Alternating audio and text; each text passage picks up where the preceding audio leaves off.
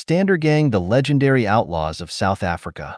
The Stander Gang has earned a legendary status in South African criminal lore, with André Stander often being referred to as South Africa's Robin Hood. While the comparison to Robin Hood, stealing from the rich to give to the poor, may be a bit romanticized, André Stander's story does have elements of rebellion against the system, daring acts, and a complex moral ambiguity that captivated public imagination. Early life. Seeds of rebellion. André Stander was born in 1946 to a respected police commissioner in South Africa. From an early age, he was expected to follow in his father's footsteps, and he did, joining the police force where he quickly rose through the ranks due to his keen intellect and charismatic personality. However, Stander always seemed to harbor a quiet disdain for the rigid structures of authority and apartheid-era injustices, which dominated South African society in the 1970s. Some speculate that his eventual turn to crime was a manifestation of his frustration with the system. He once reportedly remarked that as a police officer, he had seen too many injustices, prompting him to take matters into his own hands by defying the law he was supposed to uphold. The daring heists, Robin Hood with a badge. What made Stander's story so compelling was that he wasn't just a criminal. He was a police captain in the Johannesburg police force. He would often carry out daring bank heists during his lunch breaks and then return to the station as if nothing had happened. His audacity astounded both his colleagues and the public. Stander's first known robbery took place in 1977 when he casually walked into a bank, held it up at gunpoint, and left with a large sum of cash, all while still in his police uniform. In some cases, he returned to the scene of the crime as the lead investigator, adding a layer of irony to his criminal endeavors. He had become a symbol of rebellion, a man who could beat the system by playing it from within. While there are no verified accounts of Stander actually redistributing his stolen wealth to the poor, the public often romanticized his acts. In a country marred by the brutality of apartheid, his actions were sometimes seen as sticking it to a corrupt system. Whether intentional or not, André Stander began to embody the image of a modern-day Robin Hood, taking from the rich, the banks and institutions, and escaping with a boldness that both amazed and amused the public. Prison break. The formation of the Stander Gang. In 1980, Stander was eventually caught and sentenced to 75 years in prison. But in true Robin Hood fashion, his story didn't end there. In 1983, Stander and fellow prisoners Patrick McCall and Alan Hale orchestrated one of the most famous prison escapes in South African history. They fled from Zonderwater prison, sparking a nationwide manhunt. With their newfound freedom, they formed the Stander Gang and began an even more brazen series of robberies. They would rob multiple banks in a single day, often in broad daylight, using disguises to baffle the authorities. These heists captured the imagination of the South African public, some of whom started to cheer for the gang's continued evasion of capture. Their success made the Stander Gang folk heroes to some, as they repeatedly outsmarted law enforcement. Public fascination and media frenzy. As the gang's notoriety grew, so did their mystique. Stander was described by those who knew him as charismatic and likable, traits that helped fuel his Robin Hood legend. He reportedly loved the thrill of the chase, and while he didn't explicitly give money to the poor, the media portrayed him as someone sticking it to the powerful financial institutions. In a country rife with economic inequality, it wasn't hard to see why some people might root for a man who made the banks, symbols of apartheid-era privilege and authority, look foolish. Stander's audacious heists, combined with his confident, almost carefree demeanor, led to comparisons with outlaws like Robin Hood and even Jesse James. It's worth noting that much like Robin Hood, who challenged the corrupt rule of Prince John in Sherwood Forest, Stander's robberies came at a time when apartheid was at its height. To some, Stander's defiance of authority, especially an authority viewed as oppressive, carried deeper political and social connotations. The myth versus reality, hero or villain? Though some like to paint him as a man of the people, Stander's true motivations seem to have been far more self-serving than altruistic. He lived a lavish lifestyle, indulging in fast cars, expensive clothes, and international travel. The gang spent much of their stolen money on their own luxuries, which contrasted sharply with the Robin Hood ideal of wealth redistribution. Nonetheless, public fascination with Stander's life persisted. Even when the gang's run finally came to an end in tragic fashion, Patrick McCall dying in a shootout and André Stander being gunned down by police in Florida, USA. The legend lived on. Alan Hale, the last surviving member of the gang, was arrested and served time in prison but later went on to write about the Stander gang's exploits, contributing to the myth that surrounded their short but unforgettable career. Anecdotes from the legend. 1. The escape artist.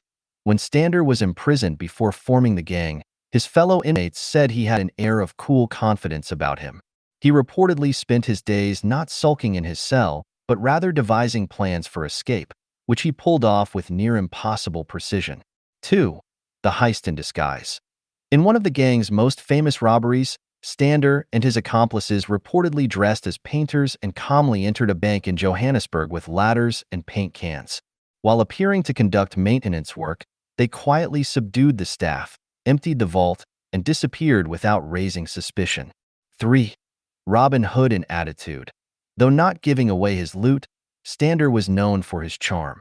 After one robbery, it was said that he left a thank you note for the bank staff, praising them for their cooperation and wishing them well, furthering the idea that he was a gentleman thief who took pride in outwitting the system rather than harming people.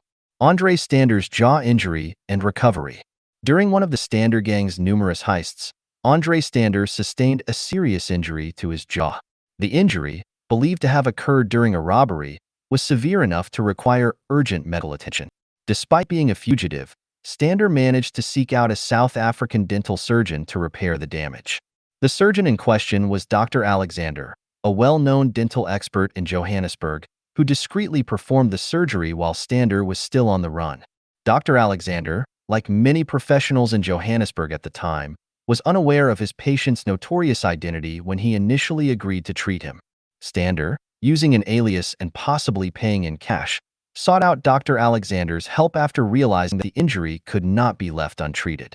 The damage to his jaw had made it difficult for him to speak clearly, which was critical for someone constantly switching identities and trying to stay below the radar. The surgery was successful, and Stander's jaw was repaired, allowing him to continue his life on the run. However, the procedure left him with a noticeable scar, and those who encountered him afterward remarked on the change in his appearance.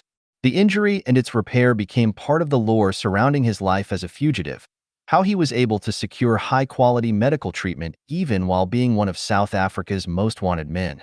Stander's ability to navigate both the criminal underworld and society at large with such ease, securing surgery without alerting authorities, is a testament to his cunning and resourcefulness. Dr. Alexander, later realizing the identity of the patient he had treated, was astonished to have come into contact with the infamous bank robber. The gang's final days, the end of the line. Despite their best efforts, the law eventually caught up with the Stander gang. The gang had gone on a spree of robberies across South Africa, but by 1984, the cracks were starting to show. Their lives of crime would come to an abrupt end in the most tragic and violent ways. The story of how each member met his fate is as dramatic as the gang's rise. Patrick McCall, the first to fall. Patrick McCall was always the wild card of the gang, a man with a reckless disregard for authority and a danger. After Stander fled to the United States, McCall continued the gang's criminal operations in South Africa. But in August 1984, McCall's luck finally ran out. A tip-off led the police to McCall's hideout in Johannesburg, and a tense standoff ensued. McCall, instead of surrendering, chose to fight back with everything he had. He barricaded himself in a safe house and exchanged gunfire with the police. However, as the situation grew more desperate, McCall made a fateful decision. Rather than face capture, he took his own life, shooting himself in the head during the final moments of the standoff. Those who knew him described McCall as someone who lived fast and died young. He had been one of the most charismatic members of the gang, but his volatile personality and reckless nature had ultimately led to his tragic end. McCall's death was the first sign that the Stander gang was nearing its inevitable demise. André Stander, the final showdown. Stander's escape to the United States was supposed to offer him a fresh start, but it did not take long for the thrill of crime to pull him back into his old ways. Using stolen cars and fake identities, Stander committed a series of petty crimes in Florida. In December 1984, Stander was involved in a high-speed car chase with police in Fort Lauderdale. The police had been tipped off about a stolen vehicle, and Stander, desperate to avoid capture, fled on foot. Cornered and with no way out, Stander lunged for a weapon, likely in one final attempt to escape or resist arrest. The police, in response, opened fire, fatally shooting Stander. Some who knew Stander recalled his calm demeanor in moments of crisis. One memory shared by a former associate tells of a time when Stander was faced with a difficult decision during a robbery. His calm under pressure had been legendary. He always knew the right words to say to defuse tense situations. But in the end, his defiance of fate proved to be his undoing. He died not in the heat of a heist but alone, in a violent confrontation with law enforcement, far from home. Alan Hale, the survivor. Of the original 3 members, Alan Hale was the only one who survived. After McCall's death and Stander's flight to the U.S., Hale continued committing robberies but was eventually apprehended in the United Kingdom in 1985. He was extradited back to South Africa, where he stood trial for his crimes. While serving his time in prison, Hale began to reflect on his actions and the path he had taken. He came to the realization that he could not continue living a life of crime. Over the years, he transformed, using his time in prison for personal growth and rehabilitation. Upon his release, Hale spoke openly about his past, sharing his story in interviews and even writing a book about his experiences. Hale's survival was a stark contrast to the violent deaths of McCall and Stander.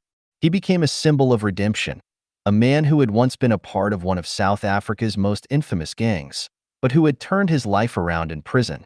Some remembered Hale as the quieter, more thoughtful member of the gang, someone who was less driven by recklessness and more by a desire for freedom. The legacy of the Stander Gang. The story of the Stander Gang has continued to captivate the public even after all these years. Their daring robberies, their constant evasion of law enforcement, and their eventual tragic ends have become part of South African folklore. Stander and McCall, with their reckless charm, lived fast and died young. But Hale, the lone survivor, turned his life around and found redemption. The gang's audacity in committing crimes with precision, even in the face of extreme danger, remains a testament to the limits they pushed in their criminal careers. Yet, the ultimate lesson from the Stander Gang is clear. No matter how skilled, no matter how bold, a life of crime is always a life on borrowed time. Their story serves as a warning to those who believe they can outrun the consequences forever. André Stander's jaw injury, repaired by Dr. Alexander in Johannesburg, serves as a metaphor for the gang's life. Bruised, scarred, but never truly healed. It's a story of ambition, defiance, and the relentless march of fate, a tale that continues to be told to this day. This content has been adapted from the powerful features of Poly Speaks For You, South Africa's leading accessibility software. Learn more at www.polyspeaksforyou.co.za.